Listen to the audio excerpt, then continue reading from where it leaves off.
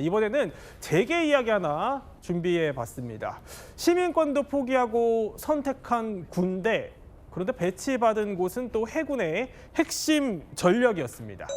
삼성 이재용 회장의 장남 이지호 소위가 해군 5기뢰 상륙전단이라는 곳에 배치됐다고 합니다. 여기가 임관 2달 만에 이제 배치가 된 건데 미국 국적을 포기하고 배치를 받은 건데 일단 목소리부터 들어보시죠.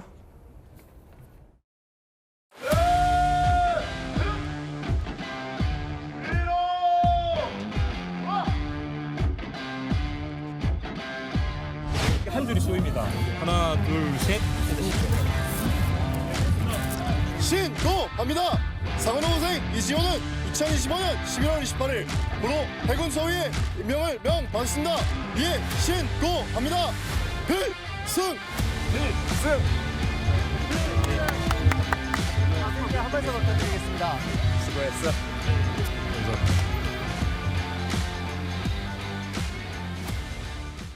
자, 이렇게 이제 미국 국적 포기하고 또 장교가 되는 걸 선택했는데 그렇게 배치받은 곳이 이제 해군의 5전단이라는 곳입니다. 여기 어떤 곳이죠? 여기는 이 해군 작정사령부의 직할 핵심 전단입니다. 굉장히 중요한 역할을 수행하는 곳인데 일단 전체 이름이 네. 제5기뢰 상륙 전단이에요.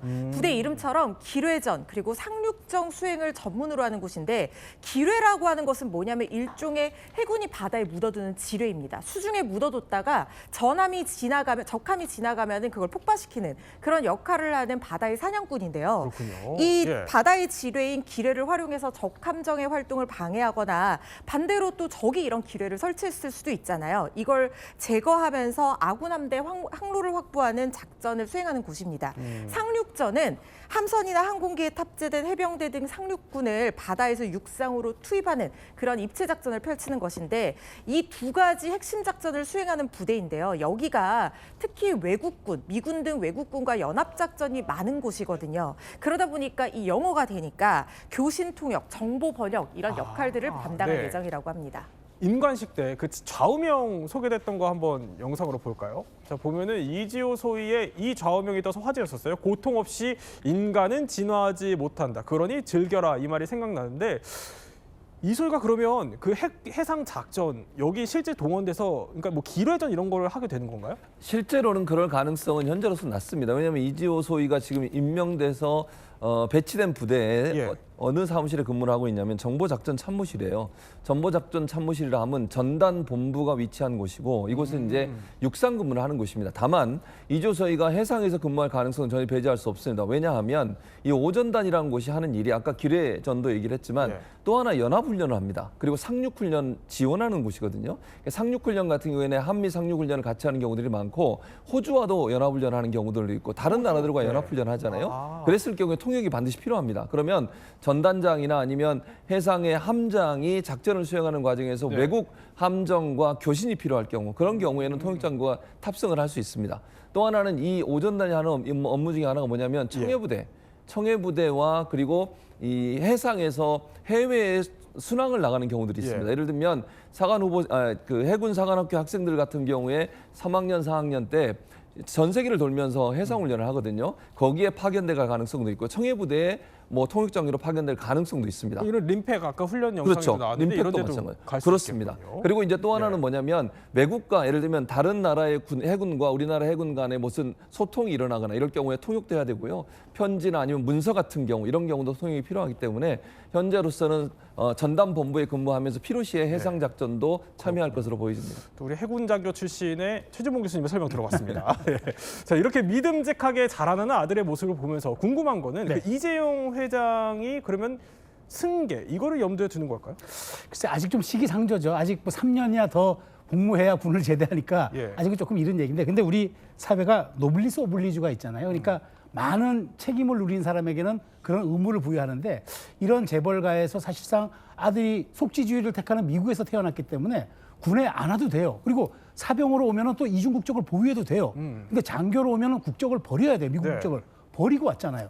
그런 말하자면은 굉장히 큰 페이버를 포기하고 와가지고 이렇게 정말 국방의 최첨단에서 본인이 이렇게 국방의 의무를 헌신을 다하고 와서 지휘관까지 양성 교육을 다 마치고 밖으로 전역했을 때 그럼 국민들의 여론이 좀 나쁘지 않지 있잖아요. 그러면 이래 그러면은 저 3세로 갈 수도 있겠구나라는 그런 여론도 있겠지만 아직은 이재용 회장의 더 안정적인 체제 구축이 현재로선 삼성에서 더 중요한 사안이기 때문에 아마 저녁 이후에 이 문제는 아마 한번 삼성가에서 논의가 될 것 같다는 생각이 듭니다. 자, 그런데 어떻게 보면 좀 또래들과 비슷한 선택을 한 그런 앞선 재벌과 자제, 원조라고 해야 될까요? 그런 분은 또 있었죠. 바로 한번 볼까요?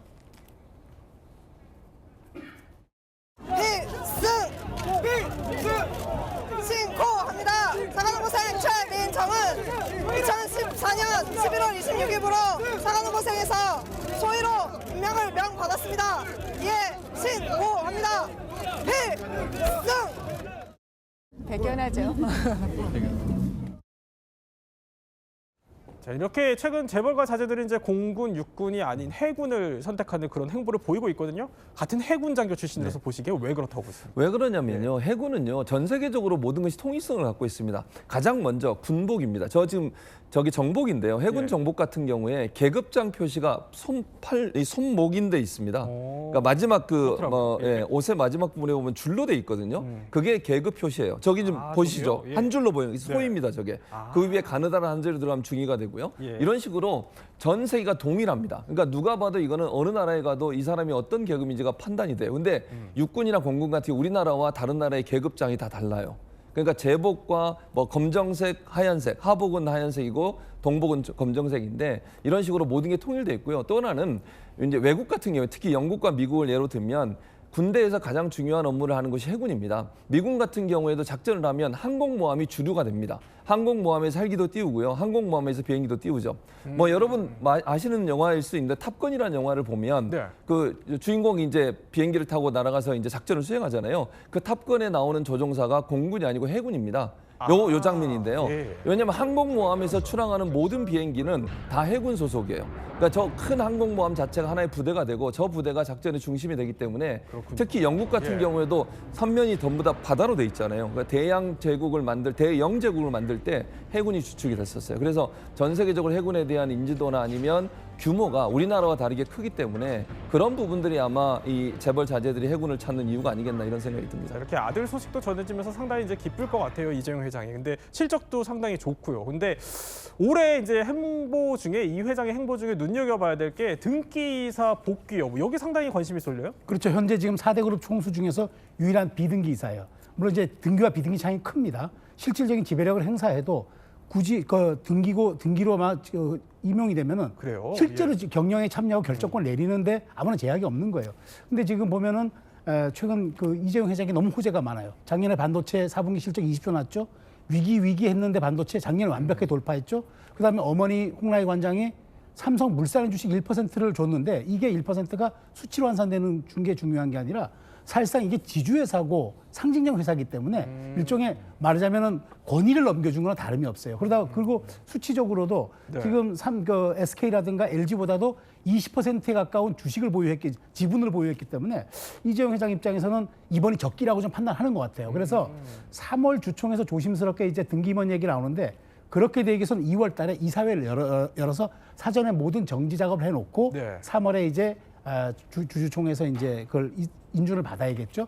근데 어쨌든 저는 가능성이 크다고 봅니다. 왜냐하면 불확실성이 많이 해소된 다음에 이재용 회장의 리더십도 조금 더 본격화를 시키기 위해서는 아마 삼성에서도 그런 공간과 어떤 정책을 열어주는 게 맞다고 생각하는 것 같아서 이 부분을 한번 지켜볼 대목이라고 생각이 됩니다. 네, 또 재계 이야기까지 오늘 이야기 이렇게 핵심만 살펴봤습니다.